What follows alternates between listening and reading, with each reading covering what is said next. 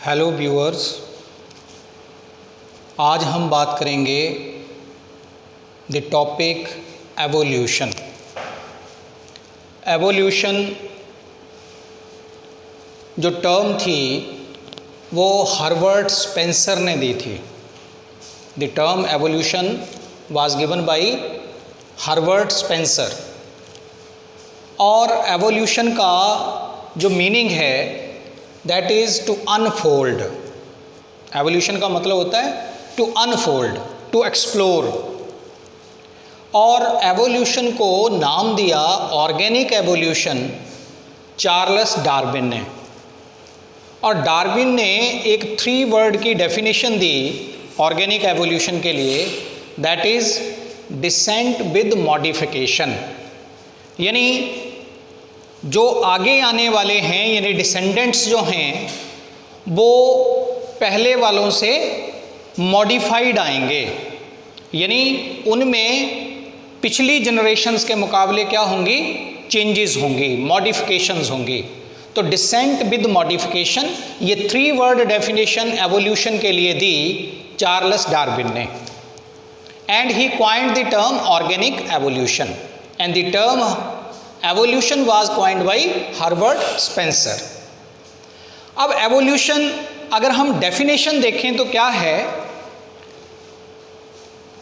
Formation of और development of present day more complex forms of lives from the primitive simple forms of life with passage of time.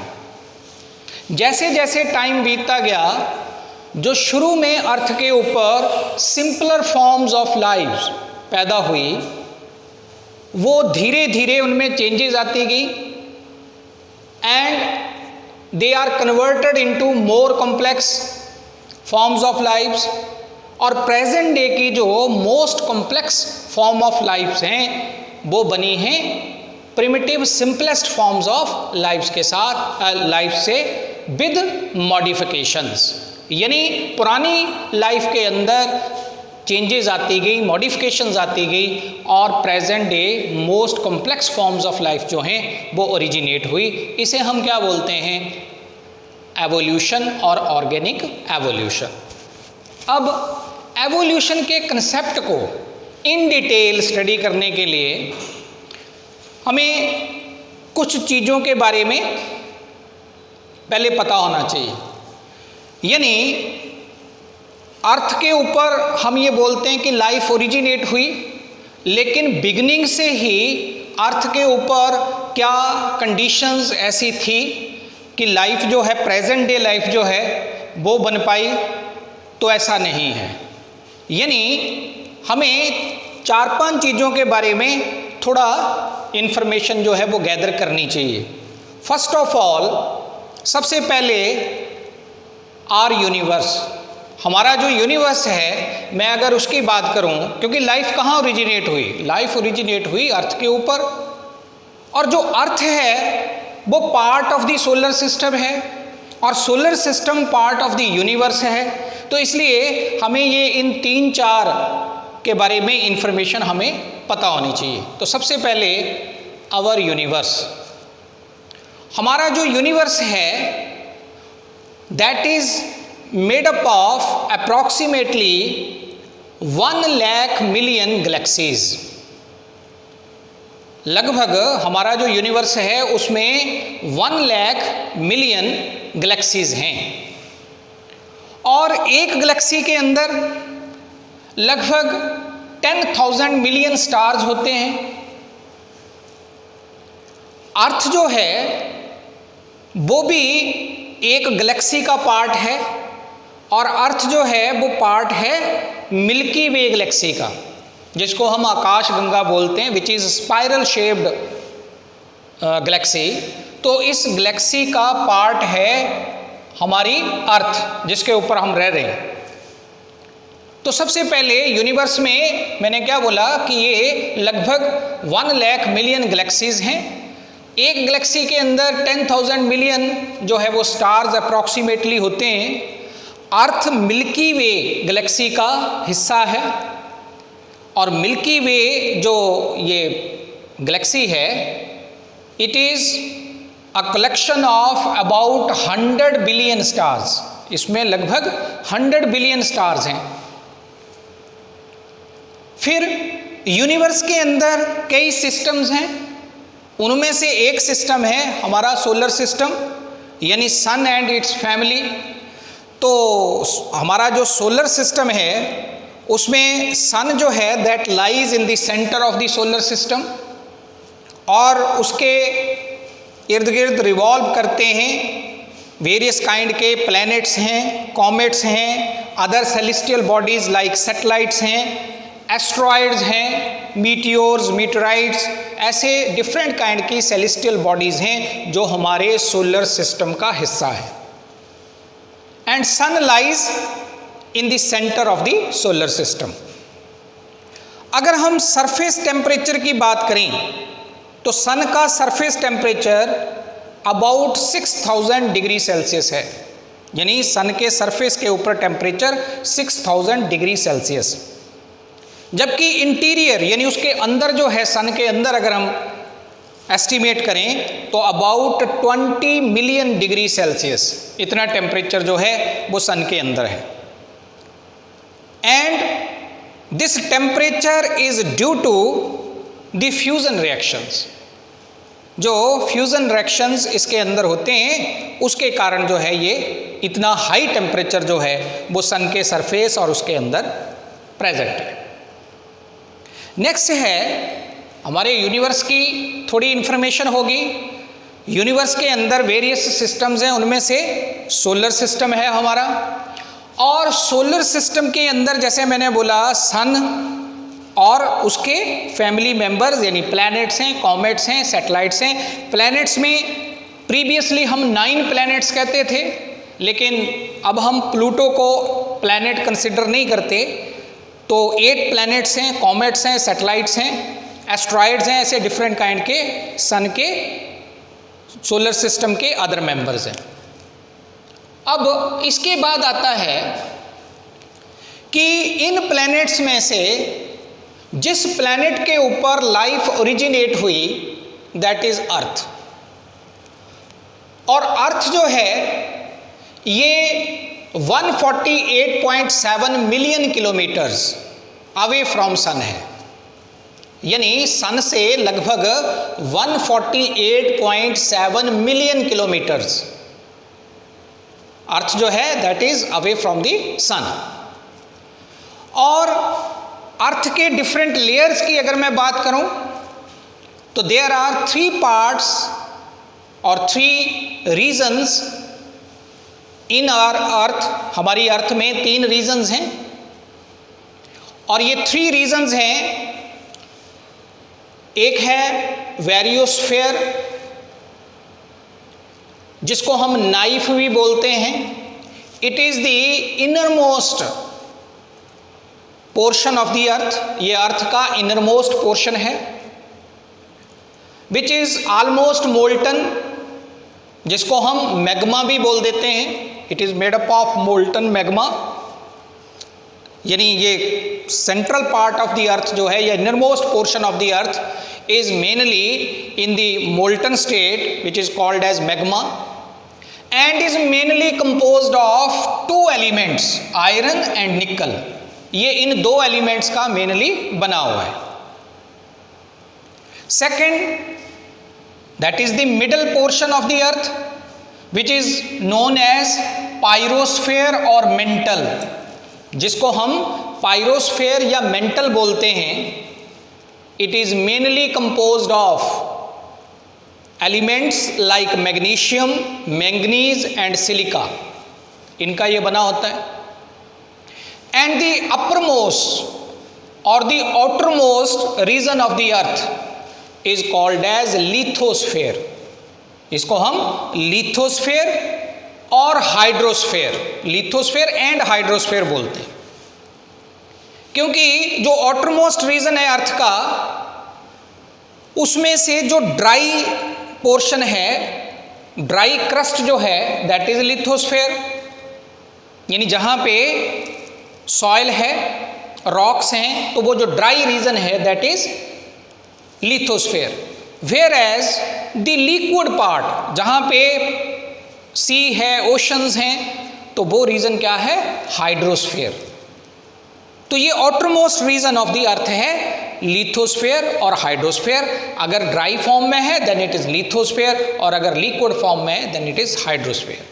And it is mainly composed of silica and aluminium.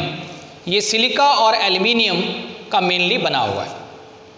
फिर है हमारी जो अर्थ है, वो मैंने बोला कि 3 डिफरेंट रीजन्स हैं, from inner most to outer most, यानी सबसे अंदर, मिडल और सबसे बाहर।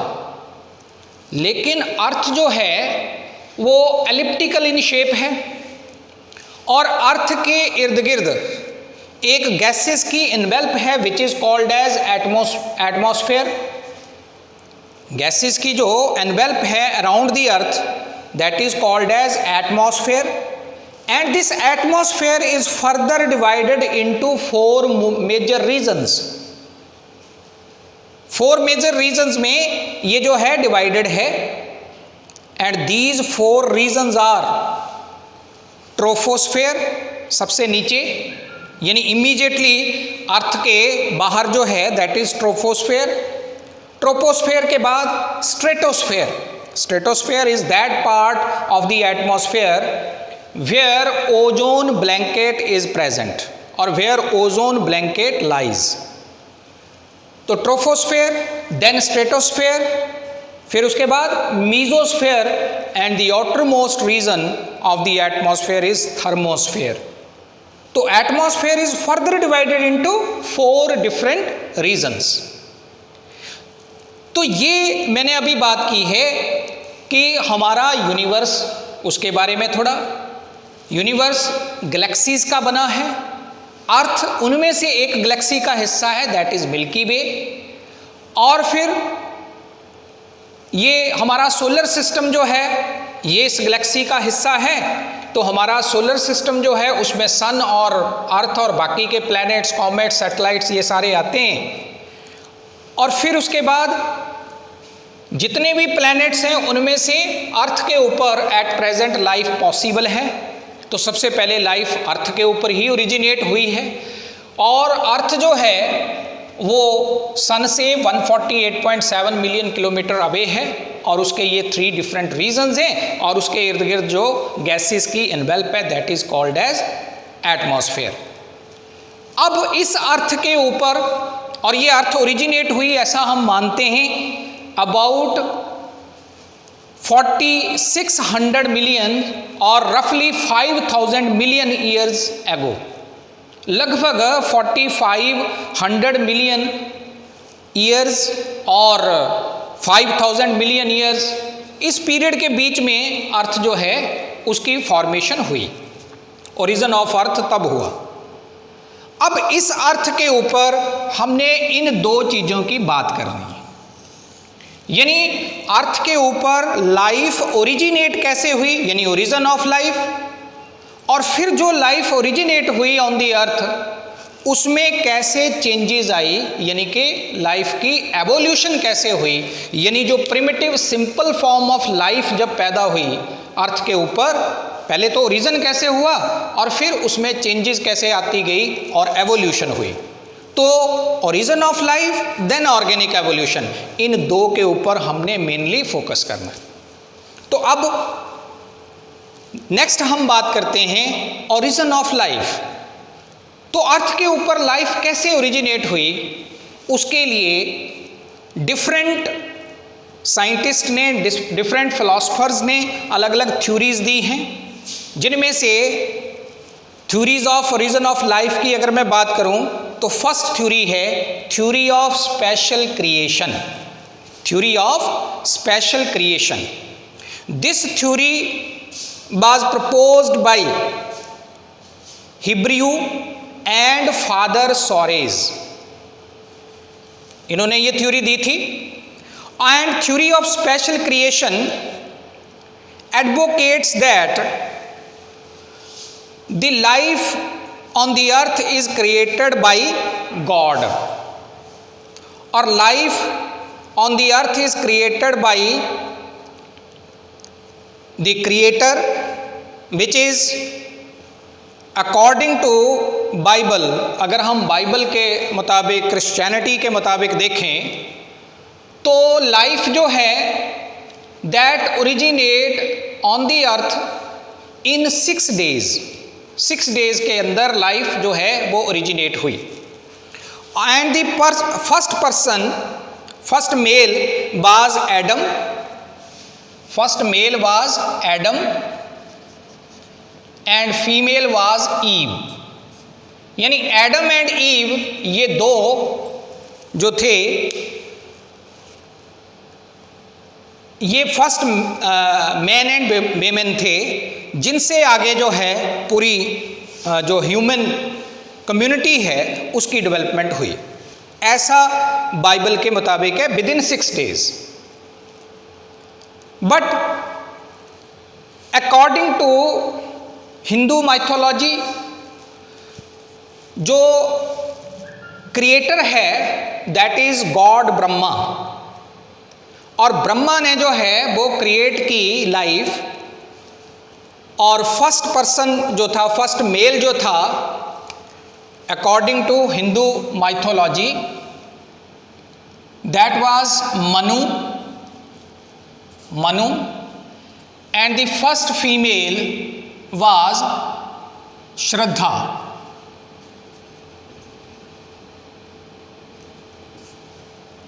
इसलिए हम क्या बोलते हैं कि मनु की संतान मानव। ठीक है, तो पहला जो आदमी था वो मनु था और पहली जो लेडी थी वो श्रद्धा थी। तो इन दोनों से आगे फिर जो है पूरी ह्यूमन कम्युनिटी जो है वो डेवलप हुई। तो थ्योरी ऑफ स्पेशल क्रिएशन के अकॉर्डिंग लाइफ जो है वो गॉड ने या क्रिएटर ने या ऑलमाइटी ने ये पैदा की है।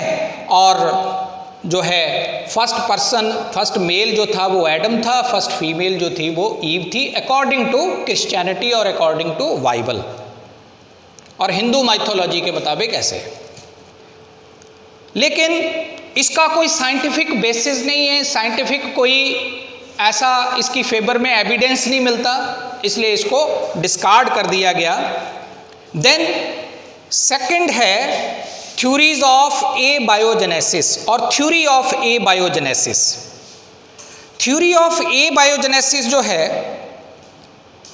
इसको दिया था अरिस्टोटल ने, इसके अलावा बॉन हेलमंट ने भी इसको जो था आगे एडवोकेट किया। तो according to theory of abiogenesis इन लोगों ने क्या बोला कि जो फ्रॉग्स हैं, टोड्स हैं, वो मड ऑफ द पॉन्ड से डेवलप होते हैं। इसी तरह से जो मीट है या फ्लैश अगर हमारे पास किसी तरह का कोई डिकेइंग फूड है तो उस डिकेइंग फूड में से जो है मैगेट लार्वा होता है हाउस फ्लाई का, तो मैगेट लार्वे जो हैं वो डेवलप होते हैं from the decaying food items. इसी तरह से हेलमंट ने ये बोला कि अगर हम 21 डेज के लिए ह्यूमन स्वेट और उसके साथ जो है कुछ और चीज़ों को साथ में रखें तो मेल और फीमेल दोनों किस्म के माइस जो हैं वो 21 डेज में उस मटेरियल के अंदर पैदा हो जाएंगे, उस मिक्सचर के अंदर पैदा हो जाएंगे। यानी थ्योरी ऑफ ए बायोजेनेसिस में बात क्या हो रही है कि नॉन लिविंग थिंग्स, ए बायो का मतलब नॉन लिविंग थिंग्स, जेनेसिस का मतलब सिंथेसिस और डेवलपमेंट। तो नॉन लिविंग थिंग्स से लाइफ जो है वो ओरिजिनेट होती है स्पॉन्टेनियसली। लेकिन इसका भी कोई साइंटिफिक जो है हमें कोई प्रूफ नहीं मिलता। और रेडी नाम के आदमी ने, एक इटालियन फिजिशियन था फ्रांसिस्को रेडी, इसने क्या किया, इसने 3 जार लिए, इसने 3 जार लिए। एक जार के अंदर इसने क्या किया, ऐसे 3 जार लिए। एक जार के अंदर इसने फ्लैश या मीट ले लिया, उसको पूरी तरह से अच्छे से कुक किया, पका लिया अच्छी तरह से, ताकि उसके अंदर कोई जर्म्स ना रहें। और फिर उस मीट को ऐसे एक जार के अंदर डाल दिया और इस जार को कवर कर दिया मसलिन क्लॉथ से। फिर एक दूसरा ऐसे ही मीट का पीस लिया, उसको भी अच्छी तरह से इसने कुक करने के बाद एक जार में डाल दिया और इसे पार्चमेंट मेम्ब्रेन, पार्चमेंट, इससे कवर कर दिया। और एक तीसरा जार लिया, मीट को अच्छी तरह से कुक करने के बाद उसको क्या कर दिया, एक जार के अंदर रखा, लेकिन इस जार को अनकवर्ड रखा। तो हुआ क्या? हुआ ये कि इसके अंदर फ्लाइज या जर्म्स जो थे वो पैदा हो गए, बाकी इन 2 के अंदर कोई जर्म्स नहीं मिले।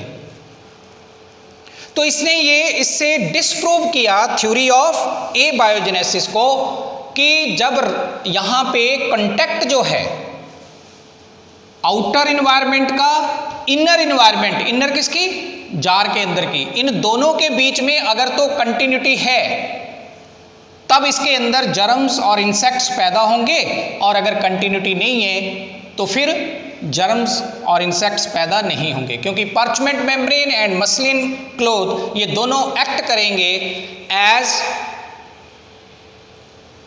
Barrier for the free movement of insects and germs which will come from outside into the jars. तो वो आ नहीं पाएंगे, इस कारण से इसके अंदर कोई फ्लाइज, कोई इंसेक्ट्स डेवलप नहीं होंगे। लेकिन यहाँ इंसेक्ट्स डेवलप हो जाएंगे, इंसेक्ट्स डेवलप हो जाएंगे। इसका मतलब लाइफ जो है वो नॉन लिविंग थिंग्स से नहीं पैदा हो। अगर नॉन लिविंग थिंग्स से ही पैदा होती तो ये जो चाहे इसको कवर करके रखा है तो इनके अंदर भी इंसेक्ट्स पैदा होते। तो लाइफ जो है वो बाहर से आई, यानी ये फूड आइटम जो होगी यहाँ पे, यानी मीट का पीस है या कोई भी फ्लैश का पीस है, तो उसकी जो फ्रेगरेंस कह लो या उसकी जो ऑर्डर था, उसने अट्रैक्ट किया इन इंसेक्ट्स को towards this particular flash piece. तो थ्योरी ऑफ एबायोजेनेसिस को डिस्कार्ड किया फ्रांसिस्को रेड्डी के एक्सपेरिमेंट ने। इसी तरह से एक लुईस पास्चर ने भी एक्सपेरिमेंट किया था, जिसको हम स्वैन नेक एक्सपेरिमेंट बोलते हैं।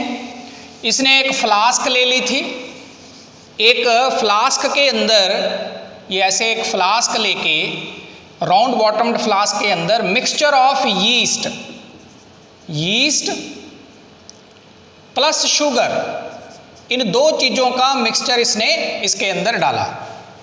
और ये जो फ्लास्क थी इसको गर्म करके, बेंड करके ऐसी शेप दे दी, यानी कि स्वैन के नेक जैसी, यानी गर्म करके इसको प्लग कर दिया।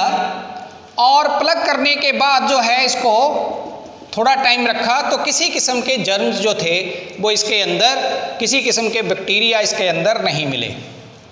लेकिन जैसे ही इसने इस नेक रीजन को ब्रेक कर दिया, तोड़ दिया, तो फ्री मूवमेंट जो है वो बाहर से जर्म्स की, बैक्टीरिया की होनी शुरू होगी। तब इसके अंदर जर्म्स वगैरह, बैक्टीरिया वगैरह मिलने शुरू हो गए। तो कहने का मतलब ये है कि पास्चर के एक्सपेरिमेंट और रेड्डी के एक्सपेरिमेंट, इन 2 साइंटिस्ट ने जो एक्सपेरिमेंट्स दिए वो प्रूव करते हैं origin of life is biogenetic, कि लाइफ जो है वो लाइफ से ही पैदा होती है, यानी प्री एग्जिस्टिंग ऑर्गेनिज्म से ही नए ऑर्गेनिजम्स बनते हैं। ए बायोजेनेटिक ओरिजिन ऑफ लाइफ नहीं है, ये इन्होंने कहा। यानी नॉन लिविंग थिंग्स से लाइफ पैदा नहीं होती। अगर नॉन लिविंग थिंग्स से पैदा होती तो पहले भी बैक्टीरिया मिलते और बाद में भी मिलते, लेकिन यहाँ ये इन्होंने प्रूव क्या किया कि life originate from living things. तो इन्होंने थ्योरी ऑफ बायोजेनेसिस को एडवोकेट किया। ए बायोजेनेसिस का मतलब कि life originate from non living things, और बायोजेनेसिस का मतलब है life originate from pre existing life. ठीक है, तो तीसरी थ्योरी थी थ्योरी ऑफ बायोजेनेसिस जो रेड्डी और पास्चर ने दी। और ए बायोजेनेसिस यानी नॉन लिविंग थिंग से लाइफ ओरिजिनेट होती है, ये अरिस्टोटल और वॉन हेलमंड इन्होंने ये थ्योरीज दी। लास्ट में है कॉस्मोजोइक थ्योरी। ये जो कॉस्मोजोइक थ्योरी थी regarding the origin of life, कि सबसे पहले अर्थ के ऊपर लाइफ कैसे पैदा हुई, तो ये थ्योरी दी थी रिक्टर ने, और इसको आगे सपोर्ट किया था अर्हेनियस ने। रिक्टर ने ये कहा कि life on the earth has come from some other planet, किसी दूसरे प्लैनेट से लाइफ जो है वो अर्थ के ऊपर आई है, with the help of certain spores और with the help of certain seed like structures, जिनको इन्होंने नाम क्या दिया, जिनको क्या बोला, कॉस्मोजोन्स।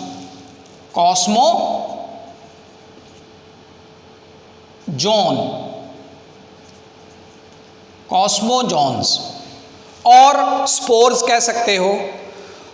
तो इनकी हेल्प से जो है, यानी कुछ स्पोर्स या कुछ सीड लाइक स्ट्रक्चर्स की हेल्प से life has come on the earth from other planets और फ्रॉम अदर सेलेस्टियल बॉडीज। लेकिन ये भी ट्रू नहीं है, यानी इसको भी डिस्कार्ड कर दिया गया। क्यों? क्योंकि अगर किसी दूसरे प्लैनेट से लाइफ अर्थ के ऊपर आई होती तो बीच में एब्सेंस ऑफ एटमॉस्फेयर, दूसरा इफेक्ट ऑफ यूवी रेज का इफेक्ट, तो इन चीज़ों के चलते जो है वो लाइफ जो है वो अर्थ पे पहुंचने से पहले ही डिस्ट्रॉय हो गई होती, या ये कॉस्मोजोन्स नाम के जो स्पोर्स हैं ये डिस्ट्रॉय हो चुके होते। तो इस कारण से इसको भी डिस्कार्ड कर दिया गया। ऐसे ही जो थ्योरी ऑफ बायोजेनेसिस जो रेड्डी और पास्चर ने दी, इनको भी डिस्कार्ड कर दिया गया कि life originate from pre existing life. ये क्यों डिस्कार्ड कर दिया गया? क्योंकि इन्होंने ये तो बता दिया कि लाइफ से लाइफ पैदा होती है, लेकिन फर्स्ट लाइफ कैसे पैदा हुई अर्थ के ऊपर, उसके बारे में ये नहीं बता पाए। कि आज तो जो अभी ऑर्गेनिजम्स लिव कर रहे हैं उनसे नए ऑर्गेनिज्म पैदा होंगे, ये तो ठीक है, लेकिन फर्स्ट ऑर्गेनिज्म जो हैं अर्थ के ऊपर वो कैसे ओरिजिनेट हुए उसके बारे में ये थ्योरी नहीं बता पाई। इस कारण से इसको भी डिस्कार्ड कर दिया गया। तो ये सारी की सारी थ्योरीज जो हैं, theory of special creation, theory of abiogenesis, theory of biogenesis and cosmozoic theory, इन सबको डिस्कार्ड कर दिया गया क्योंकि कोई भी फुल प्रूफ थ्योरीज नहीं है। इसलिए लास्ट में आती है मॉडर्न थ्योरी ऑफ एवोल्यूशन और modern theory of origin of life, जो कि Oparin and Haldane theory of origin of life से भी फेमस है। तो वो वेल एक्सेप्टेड थ्योरी है, उसके बारे में हम बाद में बात करेंगे। वो मोस्ट फेमस थ्योरी है एंड मोस्ट एक्सेप्टेबल थ्योरी है regarding the origin of life on earth. तो अभी हमने इतनी इसके बारे में बात की है। नेक्स्ट जो है वो फिर आगे ऑप्रेन हेल्डेन थ्योरी की बात करेंगे। Thank you.